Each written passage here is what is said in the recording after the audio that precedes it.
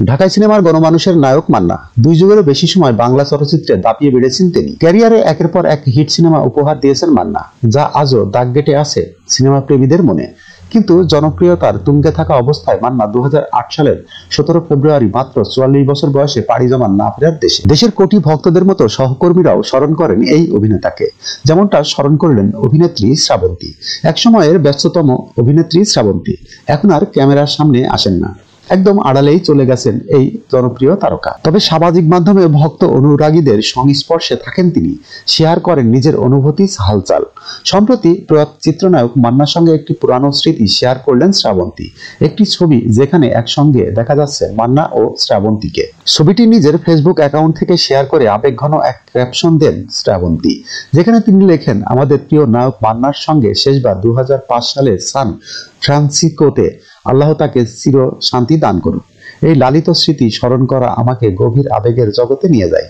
মান্নার প্রতি তার এমন ভালোবাসা দর্শকদেরও আবেগ জড়িত করে দেয়। বাংলা সিনে ইন্ডাস্ট্রির যে কজন তুমুল জনপ্রিয় নায়ক দর্শক হৃদয়ে অমরত্বের ছাপ রেখে গেছেন, মান্না তাদের মধ্যে অন্যতম। ছোটবেলা থেকে অভিনয়ের প্রতি প্রবল ঝোঁক ছিল মান্নার। 1984 সালে নতুন মুখের সন্ধানে প্রতিযোগিতায় অংশগ্রহণ করেন তিনি। মূলত এই প্রতিযোগিতার মাধ্যমে রূপালী জগতে পা রাখেন মান্না। এ সময় ঢাকা কলেজের অধ্যয়নরত ছিলেন তিনি। মান্না অভিনীত প্রথম সিনেমা তবা হলো তার প্রথম মুক্তিপ্রাপ্ত সিনেমার নাম পাগলি। তবে 1991 সালে মোস্তফা আনোয়ার পরিচালিত কাশেম মালা প্রেম সিনেমায় অভিনয়ের মাধ্যমে দর্শকের নজরে আসে মান্না। মান্না অভিনীত তুমুল জনপ্রিয় চলচ্চিত্রের মধ্যে রয়েছে দাঙ্গা, লুটতরাজ, তেজি, আম্মাজান, বীর সৈনিক, শান্ত কেন মাস্তান, বসিরা, খলনায়ক, রংবাজ বাদশা, সুলতান, টপ সম্রাট, ঢাকাইয়া মাস্তান ইত্যাদি। অন্যদিকে বিজ্ঞাপন ও নাটক চলচ্চিত্রে কাজ করে দর্শকপ্রিয়তা পান শ্রাবন্তী। তার অভিনীত রং নাম্বার সিনেমাটি ব্যাপক সাড়া ফেলেছিল। বর্তমানে শ্রাবন্তী নিউ ইয়র্কে বসবাস করেন।